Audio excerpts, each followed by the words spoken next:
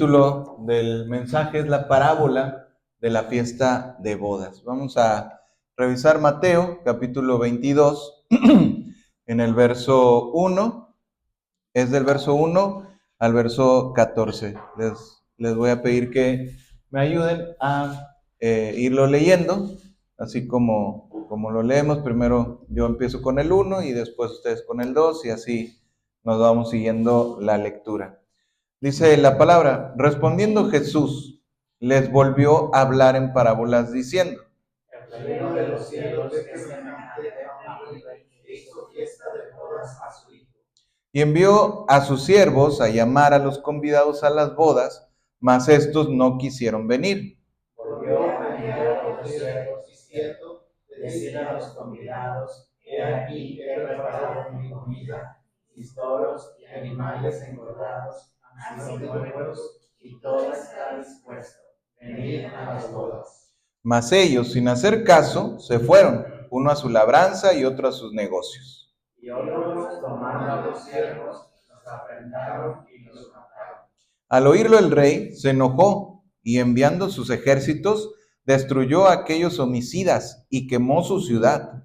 Entonces dijo a sus siervos, las bodas a la verdad están preparadas, mas los que fueron convidados no eran dignos. Id pues a las salidas de los caminos y llamad a las bodas a cuantos halléis. Y saliendo los siervos por los caminos, juntaron a todos los que hallaron, juntamente malos y buenos, y las bodas fueron llenas de convidados.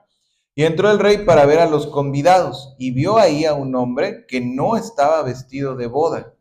Y le dijo, amigo, ¿cómo entraste aquí sin estar vestido de boda? Mas él enmudeció. Entonces el rey dijo a los que servían: atadle de pies y manos y echadle en las tinieblas de afuera. Ahí será el lloro y el crujir de dientes. Porque muchos son llamados y pocos escogidos. Amén. Vamos entonces a ponernos en pie un momento nada más para orar en esta mañana. Padre, te damos gracias, Señor, por la oportunidad que nos das de estar aquí, poder abrir las Escrituras, poder escuchar un mensaje de tu palabra. Alúmbranos, Señor, sea tu Espíritu Santo revelando cada una de las partes de esta parábola, que sean de bendición, que sean de edificación, que tú apliques el mensaje como debe de ser a nuestra vida, Señor. En el nombre poderoso de Jesús, amén. Vamos a tomar asiento. Entonces, vemos aquí en el principio, aquí dice el verso 1, dice: respondiendo Jesús les volvió a hablar en parábolas. Aquí podemos ver que de alguna forma está Jesús hablando en el contexto. Traemos nada más este capítulo 22, pero si tú miras en tu Biblia, si tú tienes ahí la Biblia abierta, estamos viendo aquí una continuación de que Jesús había entrado, por decirlo así. Estamos en la última semana de la vida de Jesús, en lo que llamamos nosotros la entrada triunfal a Jerusalén. Él purifica el templo, al día siguiente está de vuelta en el templo, está enseñando y vemos que hay gente que se le acerca. En este caso, pues él estaba de alguna forma estaba hablando con los fariseos también. Entonces, le preguntan a él que con qué autoridad hace las cosas. Y bueno, pues él empieza a hablar acerca de la autoridad, empieza a hablar acerca de algunas parábolas, por decirlo así. Esta parábola de la fiesta de bodas es la tercera parábola que Jesús habla. Y en la primera parábola, básicamente, él los condena y les dice que si ellos se están negando a arrepentirse, no van a entrar al reino de Dios, que primero van las prostitutas y los publicanos, que ellos van a entrar en el reino de Dios y los fariseos no van a entrar. Y después él empieza a hablar también en otra parábola, en la segunda parábola, de nuevo les habla en contra de los fariseos y les dice: se supone que ustedes son el pueblo que debe ayudar a Israel, que debe dar fruto para Dios, la nación elegida, pero ustedes no dan fruto para Dios. Entonces Dios les va a quitar el reino de los cielos y se los va a dar a alguien para que sí dé fruto, ¿sí? Y en la tercera parábola explica esa afirmación, lo que Jesús quiso decir, que Dios les iba a quitar el reino de los cielos para dárselo a personas que sí den fruto. Él empieza a hablar precisamente, a hablar esta parábola cuando vemos las escenas donde hay una invitación, hay respuesta y hay un juicio, ¿verdad? Entonces, vamos entonces a ir analizando esta parábola de la fiesta de bodas para poder comprender qué es lo que Jesús le quería dar a entender a las personas en esta ocasión. Dice en el verso 1, respondiendo Jesús, les volvió a hablar en parábolas, por eso dice el verso 1, les volvió, porque ya es la tercera de las parábolas que está hablando Jesús. Verso 2, el reino de los cielos es semejante, o sea, acordémonos que las parábolas son ejemplos espirituales, no necesariamente o realmente no es que haya pasado así, pero Jesús está dando una verdad espiritual a través de un ejemplo, ¿verdad? Entonces dice, el reino de los cielos es semejante a un rey que hizo fiesta de bodas a su hijo. Verso 3, y envió a sus siervos a llamar a los convidados a las bodas, mas estos no quisieron venir. Fíjate, aquí nos detenemos un momento, por decirlo, aquí dice que ¿qué es lo que está sucediendo? Va a haber una boda, ¿sí? ¿Quién la organiza? No. ¿Quién organiza la boda? El rey. Un rey, ¿verdad? Nos dice que un rey organiza la boda. ¿De quién? De un hijo, ¿verdad? O sea, de su hijo dice que organiza la boda un rey y dice que él manda, por decirlo, a él manda a las personas a invitarlos, ¿verdad? O sea, tiene unos ciertos invitados. ¿Quiénes podrían ser los invitados de un rey a la boda de su hijo? Exactamente, personas de su confianza, de su círculo más cercano, familiares, dignatarios, a lo mejor hasta personas de otros países que sean, por decirlo así, invitados especiales, ¿verdad? O sea, personas que tienen un rango de autoridad o que tienen algo cercano al rey, ¿sí? Entonces nos dice aquí que el rey celebra la boda. Ese día iba a ser inigualable. O sea, imagínate tú hoy en día cualquier reino que exista, si lo ponemos en lo más famoso, por decirlo así, la Gran Bretaña, el Reino Unido, cuando organizan una boda, ¿cómo son las bodas de los reyes? Ostentosas, ¿verdad? O sea, muy bien organizados. Inclusive dicen que hacen un pronóstico del tiempo para saber que ese día no va a llover, que va a ser un buen clima. La gente sale, hacen como que una calzada de personas para acompañar la carroza, la abadía de Westminster, de todo cercado, las personas esperando a la novia.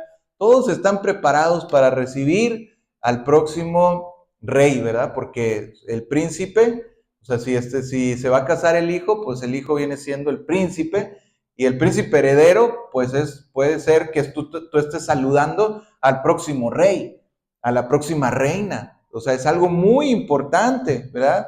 Pero cuando nosotros vemos aquí que fueron a llamar, hoy en día a lo mejor nosotros decimos, bueno, pues no es necesario, pero en aquel tiempo pues era necesario mandar siervos a que fueran a llamar, a que fueran a invitar, a que estuvieran diciendo, ya tenemos esta boda en puerta, prepárate, porque va a venir la boda, va a ser tal día y vamos a hacer esto. Y entonces dice aquí que ellos fueron los siervos a llamar a los convidados a las bodas, pero nos encontramos con un elemento sorpresa. Dice, mas estos ¿qué? No quisieron venir. Qué curioso, ¿no? Entonces llega el día de la boda y el rey y sus siervos han estado trabajando, preparando, la cena está lista, los bueyes sacrificados, terneros cebados están sacrificados. Le dice a sus siervos, vayan y díganle a todos, ahora sí ya es momento de venir. Salen por todas partes, hablan a los invitados, pero les dice que los invitados no quisieron venir, ¿sí? ¿Por qué? ¿por qué no vendrían o por qué no querrían ir? Era una boda real, o sea, no era cualquier cosa. Ellos en realidad tenían una oportunidad única en la vida de poder estar sentados a la mesa con el rey, de poder ser testigos de un evento histórico, ¿sí? Una oportunidad de poder estar ahí convidado a la boda. Incluso si no lo fueras una persona tan sociable que dijeras tú, bueno, pues me da vergüenza, pero de alguna forma tú no querrías quedar mal con el rey. O sea, si te invitaron, cuando nosotros nos han llegado invitaciones de parte del gobierno de que, oye, pues te invitamos a tal evento porque pues contamos con tu participación. Bueno, pues a lo mejor no eres una persona cercana ni tampoco tanto que te digas, bueno, pues, pero de alguna forma dices, bueno, si me están hablando, si me está invitando de parte del gobierno, pues vamos a acudir, vamos a apoyar, ¿verdad? Al menos dices por no despreciar, o sea, que no se sienta que se despreció la invitación. Si nos están invitando a participar, vamos a participar, ¿sí? Pero en esta parábola, estas personas dicen que no les importó, o sea, realmente dijeron, pues no voy, y dice, más estos no quisieron venir, verso 4, y volvió a enviar a otros siervos, diciendo, decid a los convidados, he aquí, he preparado mi comida. O sea, fíjate, no solamente eso, primero manda a los primeros siervos y les dicen, ya está listo todo. Dice, pues no fueron. Bueno, vamos a enviar a otros siervos, o sea, vamos a dar, a lo mejor los primeros siervos no cumplieron su función, no transmitieron la importancia. No, vamos a mandar a otros siervos a ver si a los segundos les hacen caso. Pero dice aquí que decía a los convidados, aquí he preparado mi comida, mis toros, animales engordados han sido muertos y todo está dispuesto. Venid a las bodas. O sea, como diciéndoles, la vas a pasar muy bien, he preparado algo muy especial, vamos a gozarnos juntos. Ahora sí, te quiero dar a entender que esto es muy importante. Ven a las bodas, ¿sí? Durante siglos, profeta tras profeta, habían hablado acerca del evento. O sea, nosotros podemos entender que aquí Jesús, ¿a qué se está refiriendo con esta parábola? ¿Cuál eran las bodas o a qué se refiere este banquete de bodas?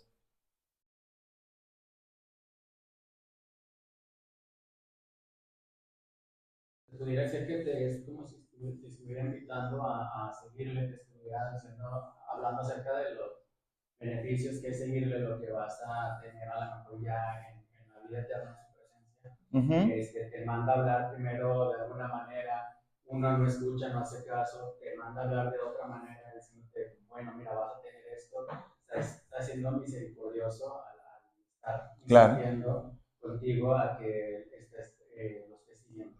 Claro. ¿Y quién sería el rey? Jesucristo. Dios. No, Dios, ¿verdad? O sea, el Padre, ¿verdad? ¿Y el hijo que se va a casar?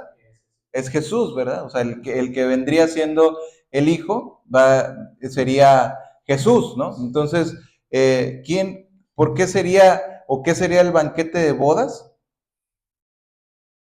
¿Qué representaría el banquete de bodas? Sí, o sea, por decirlo así, la venida del reino de los cielos, ¿verdad? O sea, la eternidad, dice la palabra, que cuando Jesús venga va a venir por su iglesia y la iglesia va a subir como una novia ataviada para su marido y entonces como Jesús dijo, ya no beberé del jugo de la vida hasta que esté en el reino, ¿verdad? O sea, en el día en el cual estemos juntos con Jesús va a ser ese banquete de bodas, es una representación y podemos ver que durante mucho tiempo pues los judíos habían estado esperando a su Mesías, ¿no? O sea, ¿cuándo llegará? Todos habían estado esperando la promesa y cuando llega Jesús, les dice en las escrituras, vemos, si tú quieres, podemos ver ahí Mateo 4:17, voltea en tu Biblia, no lo tenemos, pero voltea en tu Biblia aquí, Mateo 4:17, dice, esto es Jesús, si ves aquí en tu Biblia, este título tiene un subtítulo, por ejemplo, mi Biblia dice Jesús principia su ministerio. O sea, esas son las primeras palabras, por decirlo así, del ministerio público de Jesús. Y hace referencia a Marcos 1, a Lucas 4, y aquí vemos también en Mateo capítulo 4, verso 17, dice, desde entonces comenzó Jesús a predicar y a decir, arrepentíos, porque el reino de los cielos, ¿qué? Se ha acercado, ¿sí? ¿Por qué? Porque, o sea, nos dice aquí la palabra que Jesús llega, por decirlo así, salta a la escena pública, empieza a predicar, empieza a hablar de su ministerio. Aquí en este capítulo 4, nos habla de que Jesús se fue al desierto, fue tentado, pero regresó venciendo al diablo, y dice que regresó en el poder del Espíritu. Y cuando regresa en el poder del Espíritu, Jesús empieza a hablar públicamente, y sus primeras palabras, o lo que era el corazón del mensaje de Jesús, era arrepentíos. También nos dice Marcos, arrepentíos y creed en el Evangelio. Pero dice Jesús aquí, arrepentíos porque el reino de los cielos se ha acercado. Ese reino, ese rey, esas bodas, ese banquete que Dios estaba hablando y que el pueblo de Dios había esperado durante demasiados años, estaba cerca de ellos. Dice, arrepentíos porque el reino de los cielos se ha acercado. Eso tenía que haber llamado la atención de las personas. Jesús no lo dice por casualidad, no lo dice porque simplemente está hablando cualquier mensaje. Él está diciendo un mensaje que es muy importante, unas palabras del cielo de Dios para el hombre, ¿sí? Así como vemos que los ángeles cuando se gozaron cuando Jesús llegó a la tierra y nació, así también cuando Jesús empieza a hablar sus primeras palabras de ministerio, nos está diciendo algo muy, muy, muy importante. Son el corazón de su mensaje. ¿Cuál era el corazón del mensaje? Arrepiéntete. Eran buenas noticias, por eso hablamos el Evangelio. El Evangelio significa buenas nuevas. ¿Cuáles eran las buenas nuevas de salvación? Que Dios venía a este mundo, que Dios había bajado del cielo a la tierra para darte una oportunidad de gozarte con Él en las bodas del Cordero. ¿Y cuál era la invitación? Arrepiéntete. ¿Sí? Dios tiene un reino, tú puedes estar en Él. Ven a mí y te perdonaré y podrás estar en el reino de Dios. Eran buenas noticias. Realizó todos los milagros necesarios, cumplió todas las expectativas. Él multiplicó los panes, resucitó muertos, sanó enfermos, liberó endemoniados, demostró su divinidad, ¿sí? Pero veamos cómo respondieron. Vamos a volver a la parábola, ¿sí? Mateo 22, verso 5, dice, mas ellos, sin hacer caso, se fueron, uno a su labranza y otro a sus negocios. Verso 6, y otros, tomando a los siervos, los afrentaron y los mataron, ¿sí? Fíjate cómo vemos aquí que ellos, el primer caso nos representa diferentes tipos de personas. Aquí Jesús por medio de la parábola. El primer grupo de personas eran personas que fueron indiferentes. Dice que no hicieron caso, se fueron a su labranza, a su negocio, y los otros, el segundo grupo, son los opositores. O sea, los que se portaron indiferentes unos, pero los otros negativos, ¿verdad? O sea, los afrentaron y los mataron. Estaba la respuesta, la generosidad del rey, enviando sirviente tras sirviente. Vengan, preparé todo, está listo. Podemos agrupar las respuestas entre los indiferentes y el segundo grupo, los hostiles, ¿sí? Los indiferentes no hicieron caso. Los hostiles se fueron ya en contra a matar, ¿sí? Se apoderan de los siervos, los tratan vergonzosamente, los humillan, los avergüenzan, y una vez que terminan de estar divirtiéndose con ellos, los matan. Su objetivo era enviar un mensaje al rey. No vamos a querer que tú reines sobre nosotros. Te despreciamos. Y te despreciamos tanto que vamos a afrentar a tus siervos y a ti te queremos muerto. ¿Qué era lo que Jesús les estaba diciendo? Pues ellos les está diciendo, ustedes no me quieren. O sea, le está diciendo a los fariseos, ustedes me desprecian, ustedes me rechazan y ustedes me quieren ver muerto. Y eso era en realidad muy cierto, esa era la verdad. Ellos querían verlo muerto, ¿sí? Y la gente de alguna forma estaba en general, era indiferente. La gran mayoría del pueblo de Israel, de los judíos, eran indiferentes. Jesús tenía seguidores, por decirlo así, estaban viendo todo lo que estaba haciendo Jesús Y de alguna forma también estaban ellos como diciendo, qué bueno que alimentes a las personas, qué bueno que haces milagros, qué bueno que nos muestres señales, ¿sí? Pero el problema sigue siendo que Jesús en su mensaje hablaba, arrepiéntete, ¿sí? Eso era lo que no le gustaba a la gente. La gente todos querían un reino, todos querían que no hubiera enfermedades, que no hubiera conflictos, que hubiera paz, pero el problema era que Jesús les decía, arrepiéntete primero, ¿sí? Era lo que no le gustaba, lo que no cuajaba dentro del mensaje de lo que Jesús hablaba. Mucha gente el día de hoy es igual, mucha gente le gusta, por decirlo así, recibir las bondades de Dios. Cuando tú das un mensaje o le dices a las personas, Cristo te ama, por decir en Navidad, la gente le encanta. ¿Por qué le encanta a la gente la Navidad? Pues porque pues es un mensaje de amor, se dan regalos, hay dinero, la gente le pagan más, todo es bonito, felicidad, música, ¿verdad? Pero cuando ya le dices a las personas, es necesario que te arrepientas, es necesario que cambies tu estilo de vida, Dios te ama, pero también necesitas pagar el precio de la cruz. Ah, bueno, ya no está tan bonito, ¿verdad? O sea, ya no es tan padre, ya no es tan popular el mensaje cuando empiezas a hablar el mensaje de arrepentimiento, ¿sí? O sea, las personas muchas veces son indiferentes, pero antes también de ser demasiado duros con las personas inconversas, con los incrédulos, también este mensaje de la parábola, cuando se iba a compartir en una iglesia, el pastor compartió y decía, bueno, pues cuántas veces el problema de indiferencia no solamente está afuera, sino también está dentro de la iglesia, ¿no? ¿Cuántos creyentes escuchan el sermón un domingo en la mañana y sin embargo pueden ser indiferentes, irse a casa y no hacer ningún cambio en su vida, o a veces ni siquiera tomar la importancia a lo que la palabra nos habla el día domingo? O cuántas veces los creyentes también podemos pasar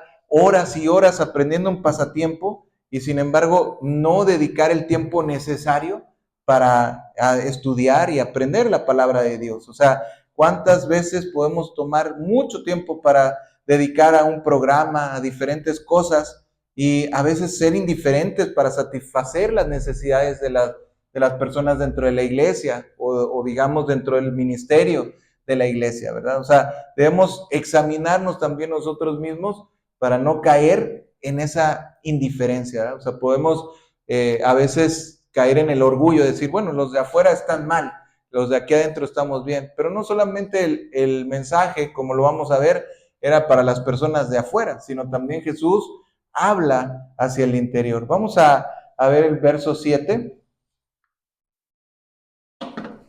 Dice, al oírlo el rey se enojó, enviando sus ejércitos, destruyó a aquellos homicidas y quemó su ciudad. ¿Sí? Nos dice que aquí ellos calcularon mal la ira del rey.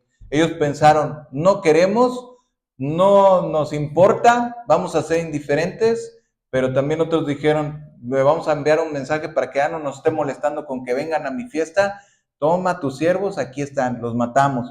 Pero dice aquí que eso desató la ira del rey. Inclusive Jesús estaba prediciendo, aquí Jesús también habla una profecía en cuanto a Israel, porque Él les está diciendo esto es lo que les va a pasar por haberme rechazado. Así como en la historia pasada el ejército asirio había sido utilizado para disciplinar al pueblo de Dios, cuando envió también al ejército babilónico para disciplinar al pueblo, también enviaría a Roma. 40 años después de que Jesús dijera esto, si tú te acuerdas, antes de morir, Jesús les dice, no lloren por mí, mujeres de Jerusalén. O sea, lloren por ustedes y por sus hijos, porque si así trataron al árbol verde, ¿qué no harán con el árbol podrido? Y Jesús mismo lo dijo, ¿veis este templo? No va a quedar piedra sobre piedra. Y aquí les está diciendo ellos, al oírlo el rey se enojó, enviando sus ejércitos, destruyó a aquellos homicidas y quemó su ciudad.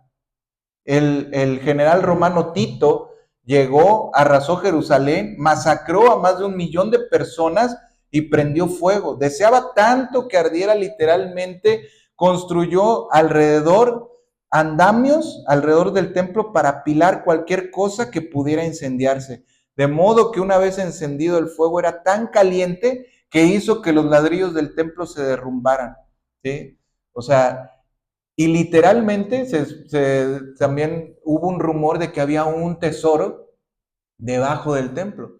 Entonces empezaron literalmente a quitar todas las piedras. No quedó piedra sobre piedra, ya fuera por el incendio o ya fuera también porque algunas personas estaban buscando el tesoro escondido del templo. Entonces, hasta el día de hoy, esta parte no ha sido reconstruida. Por eso tenemos el muro de los lamentos. El muro de los lamentos es un muro que quedó ahí, ¿sí? Donde los judíos van a orar, a dejar oraciones y a llorar, pero el templo no ha sido nunca reconstruido. Veamos también Lucas, no lo tenemos, pero vamos a Lucas 22, verso 8.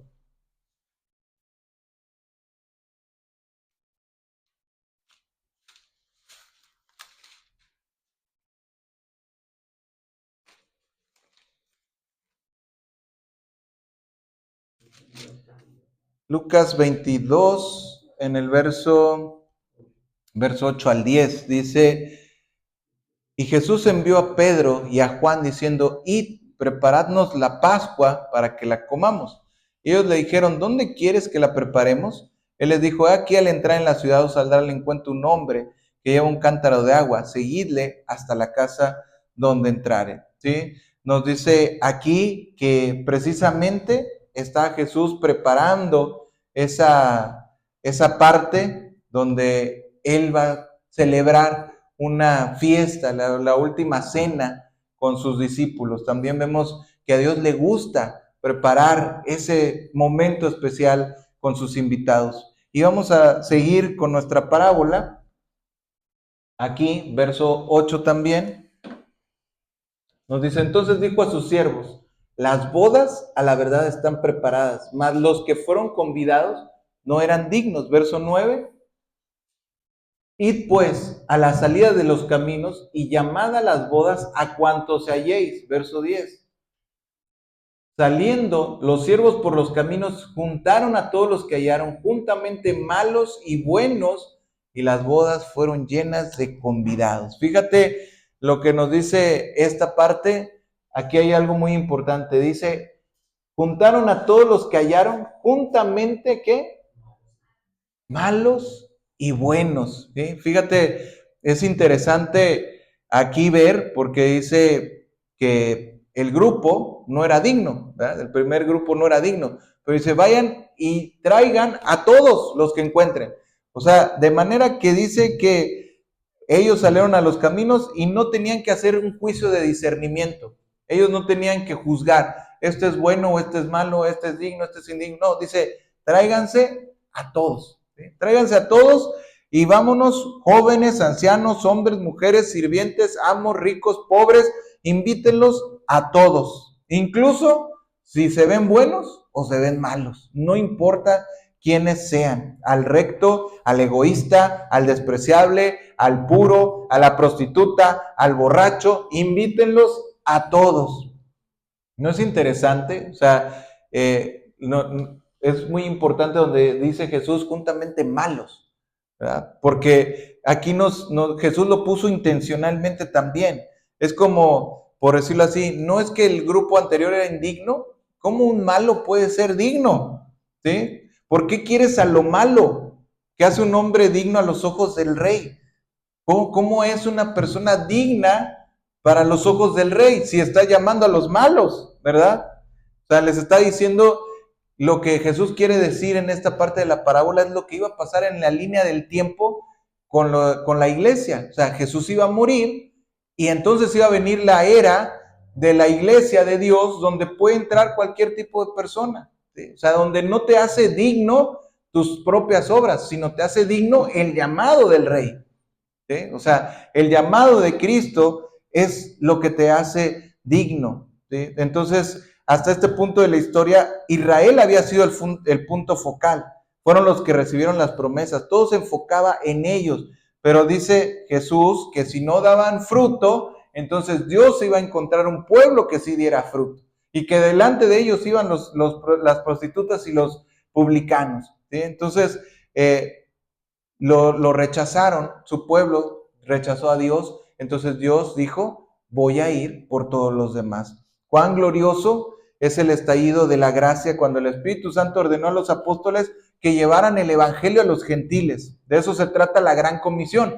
A nosotros Dios nos comisiona y nos dice, vayan y traigan a todas las personas. No es la comisión de un cristiano, no es predicarle a los buenos, no es predicarle a los que sean de tu agrado, aún a los que no son de tu agrado.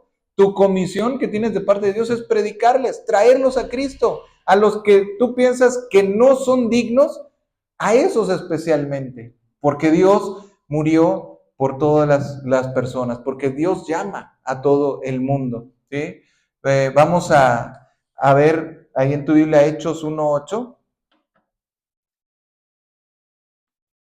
Está los Evangelios, después de Juan, el primer libro que sigue, ahí lo vas a encontrar. Hechos nos narra lo que pasó después de que Jesús resucita, asciende al cielo, y dice la palabra, pero recibiréis poder cuando haya venido sobre vosotros el Espíritu Santo, y me seréis testigos en Jerusalén, en toda Judea, en Samaria, ¿y qué? Hasta lo último de la tierra. Dice Jesús que iban a recibir poder para ser testigos. O sea, ¿y para qué querían ser testigos de Jesús? Para invitar a las personas para ser nuevos discípulos. Por eso Jesús también en Mateo, al final, en Mateo 28, les hace la gran comisión, ¿no? O sea, id a ser discípulos a todas las naciones, bautizándolos en el nombre del Padre, del Hijo y del Espíritu Santo. O sea, Jesús hace esa comisión a los discípulos. Entonces, realmente cuando vemos que Dios nos ama, Él es justo y Él tiene que hacer justicia. Si nosotros fuéramos un juez en esta tierra y tenemos a nuestro hijo y lo amamos mucho, pero lo traen en un juicio ante nosotros, en mi calidad de juez, yo tengo que hacer el juicio hacia mi hijo, lo ame o no lo ame, pero yo tengo que ser justo con él. Entonces, ¿qué es lo que hizo Dios a este respecto? Colosenses 2, vamos a revisar ahí adelantito. Tenemos Corintios, Gálatas, Efesios, Filipenses y Colosenses. Ahí adelantito de Filipenses te encuentras con Colosenses. Colosenses 2, verso 13 y 14.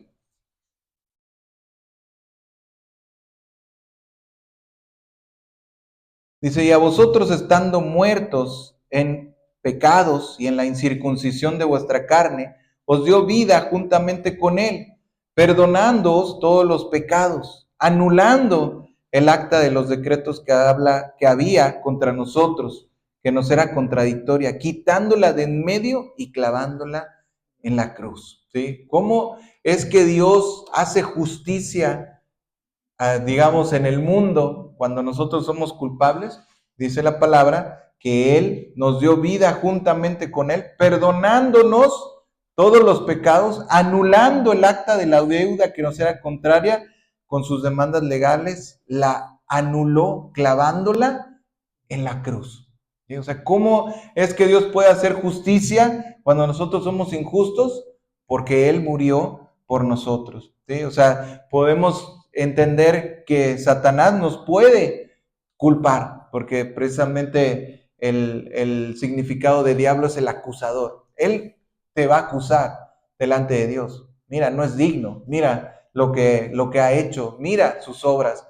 Pero Dios precisamente por eso, en el día que Él estuvo en la cruz, no era solamente los clavos, no era nada más lo que se veía, no era el agujero en su costado, sino era precisamente la ira de Dios derramada sobre Cristo para perdón de pecados. Él es nuestra paz, el castigo de nuestra paz fue sobre Él es el sacrificio autorizado por Dios para poder purificar todas nuestras culpas, todos nuestros pecados. Él es el plan de Dios, por eso podemos ser perdonados, porque Él fue castigado, el justo, por los injustos. Por eso nosotros tenemos vida eterna hoy, porque Él pagó el precio de nuestra culpa, ¿sí? Por eso también Dios hizo que la tierra se oscureciera, porque todo el cielo lloró, porque todo el cielo se entristeció de ver a Dios clavado en una cruz.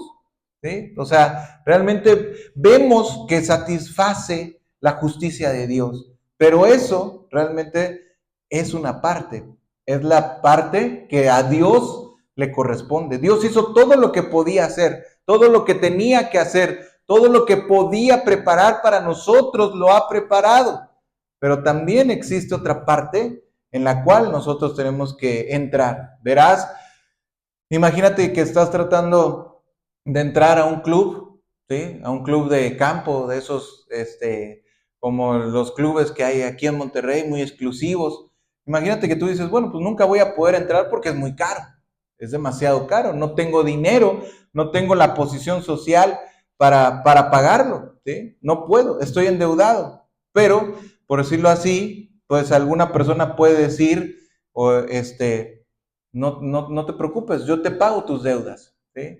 Y como quiera, podrías decir que de todas maneras no tienes el dinero para pagar la entrada, ¿sí? Entonces, dice la palabra que al que no conoció pecado, por nosotros lo hizo pecado, para que en él fuéramos hechos justicia de Dios.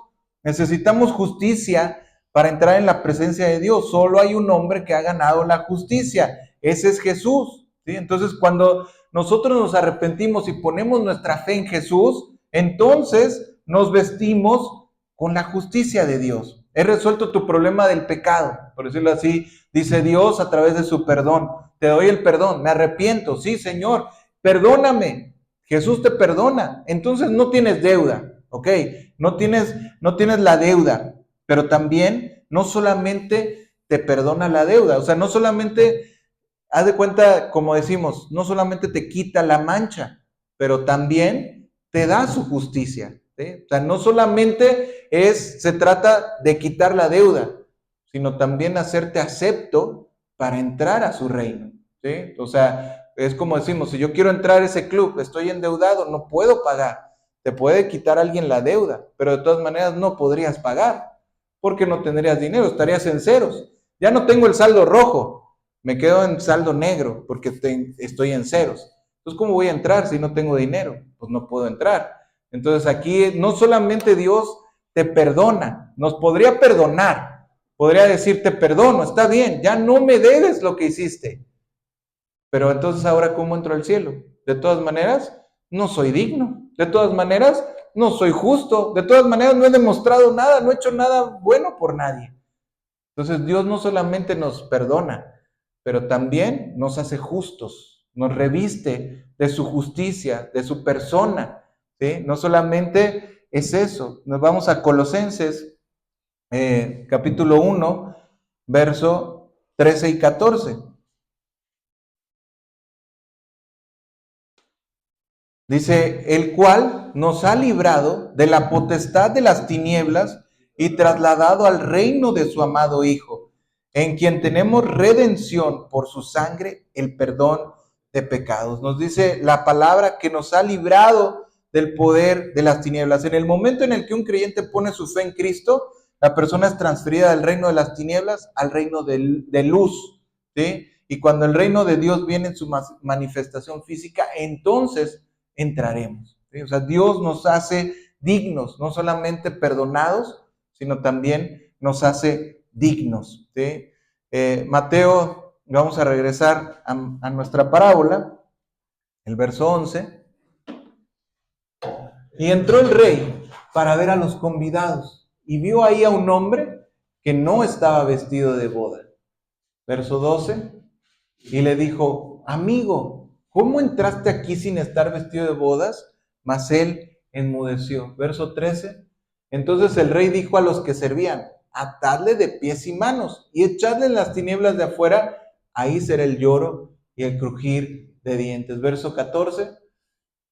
Porque muchos son llamados y pocos los escogidos. ¿Sí? Nos dice entonces aquí que los sirvientes hicieron lo que se les dijo. El salón de bodas estaba lleno, el rey entró a ver a sus invitados. ¿Y qué hace un hombre ahí? dice que no estaba vestido de bodas, ¿sí? ¿Cómo alguna vez alguna persona podrá decir, hay muchas personas que empiezan a debatir acerca de lo que dice el relato, ¿verdad? Porque si nosotros nos ponemos a pensar, bueno, fueron por todos los lugares, encontraron a todo tipo de personas, pues alguno podría pensar, pues sí, ¿verdad? O sea, es natural que a lo mejor te encontraste a uno ahí tirado en la calle, pues no va a estar bien vestido, ¿sí? Pero en realidad, cuando nos podemos analizar el contexto histórico dentro de lo que está diciendo Jesús, podemos entender que en aquel tiempo, precisamente, era parte del rey proveer el vestido a las personas, ¿sí? O sea, todas las personas, nos dice que había uno. ¿Por qué uno? Si eran muchos invitados y las bodas estaban llenas. O sea, Dios, o más bien aquí siguiendo la parábola, el rey se había arreglado todo para que pudieran, él dijo, esta boda se va a llevar a cabo, ¿sí? O sea, esta boda tiene que estar llena. Se juntaron todas las personas que eran necesarias, los metieron a las bodas, les dieron los vestidos necesarios porque era también un regalo del rey proveerte lo que tú necesitabas calzado y vestido para poder estar dignamente en la celebración de la boda, ¿sí? Entonces, realmente todo estaba listo, todo estaba preparado. Entonces, ¿por qué podemos pensar que había una persona que no estaba ahí vestida dignamente, ¿sí? O sea, ahí podemos pensar, por ejemplo, en nuestra cultura, las mujeres en una boda no se visten de blanco. ¿Por qué no se visten de blanco? Exactamente, para no llamar la atención, para que todos los ojos estén sobre la novia, ¿verdad? Entonces, todas las demás mujeres, en modo de respeto, hacen un vestido en otro color para que la que brille sea la novia. Precisamente algo así era lo que estaba pasando ahí. Todos tenían que estar en una forma respetuosa, digna, para poder acudir a ese evento, ¿verdad? Pero Jesús, digamos el rey aquí, le dice, amigo, ¿sí? ¿Por qué? O sea, ¿por qué no estás vestido dignamente? Vamos a ver nuevamente. Dice el verso anterior. Le dijo, amigo, ¿cómo entraste aquí sin estar vestido de boda? ¿Sí? Nos dice la palabra, fíjate que Jesús mismo, ¿a quién más le dijo así? Amigo. ¿Se acuerdan a quién le dijo? A Judas. ¿Sí?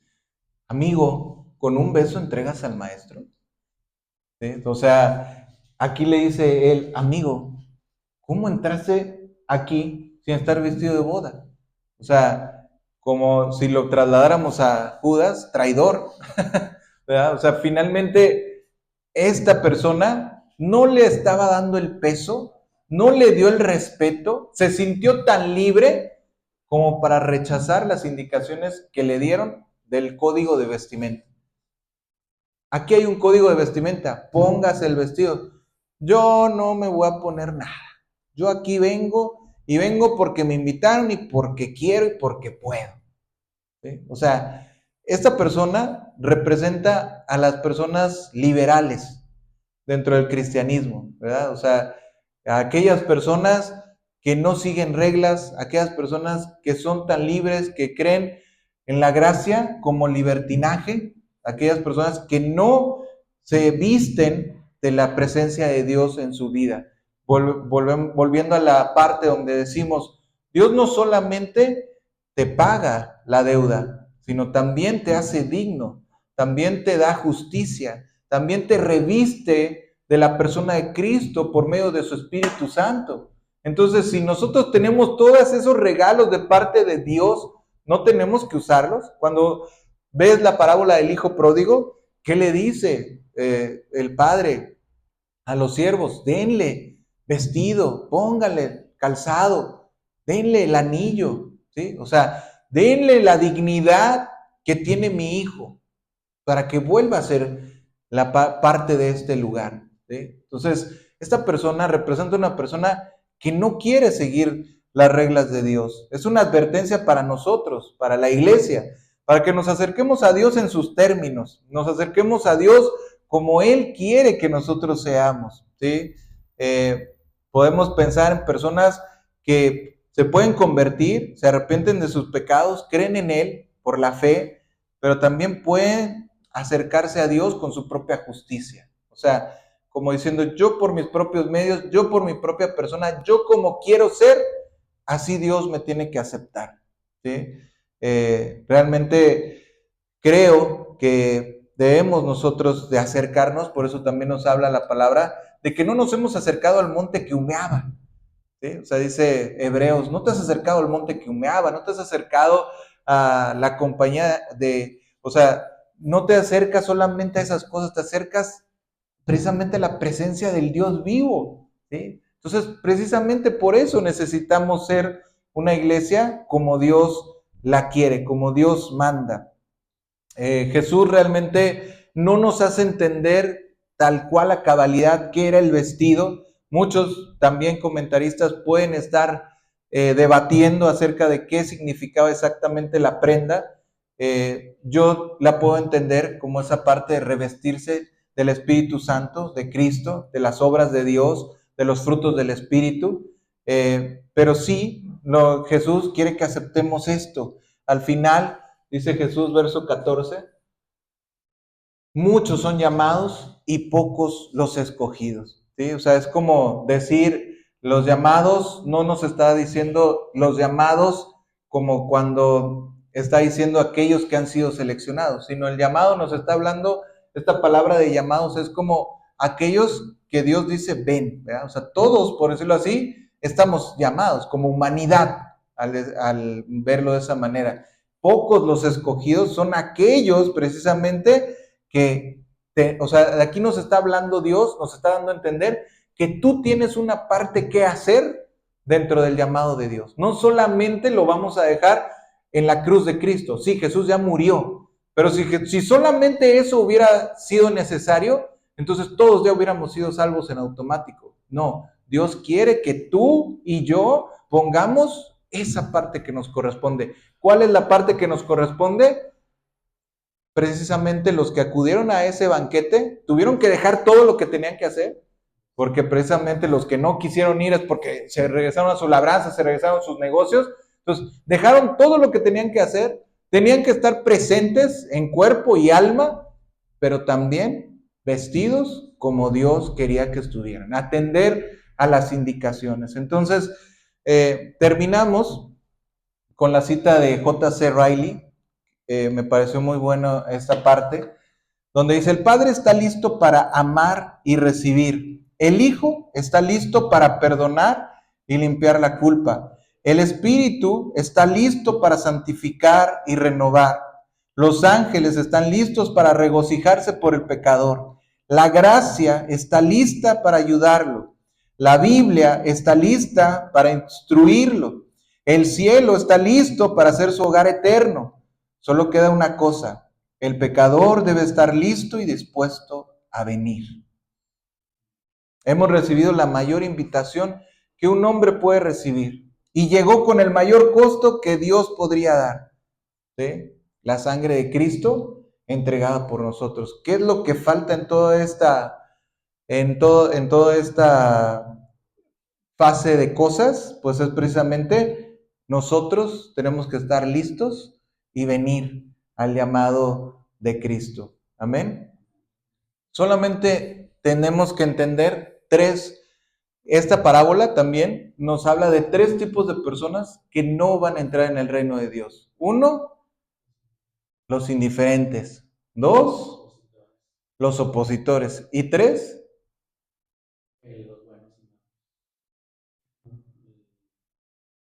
el que no se vistió, ¿cómo sería?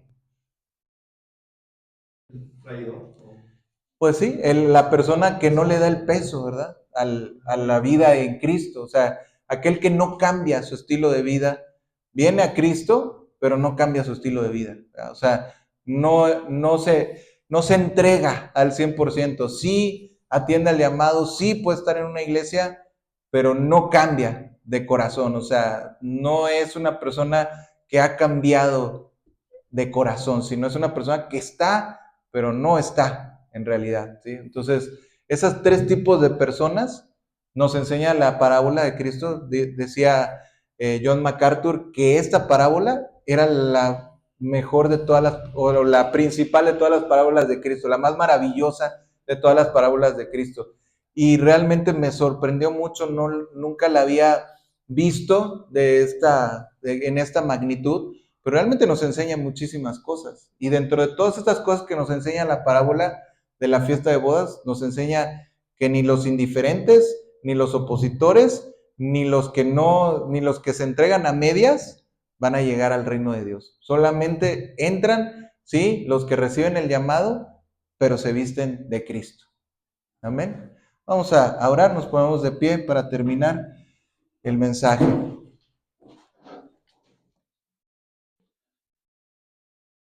Padre, te damos gracias, Señor. Gracias porque hoy nos has hablado, porque sabemos que tu palabra nos instruye, nos alimenta, nos bendice, Señor.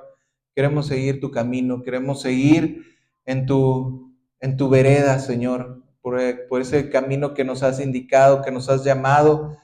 Queremos también nosotros ser aquellos que llamen a otros a venir a tu fiesta, Señor, a tu banquete de bodas. Queremos que se llene tu casa, que el día eterno podamos estar todos ahí juntos, Señor. Gracias por tu amor, gracias por tu verdad, gracias por Jesús. Señor, te damos gracias en este domingo y te pedimos que nos sigas bendiciendo toda la semana, Señor. En el poderoso nombre de Jesús. Amén.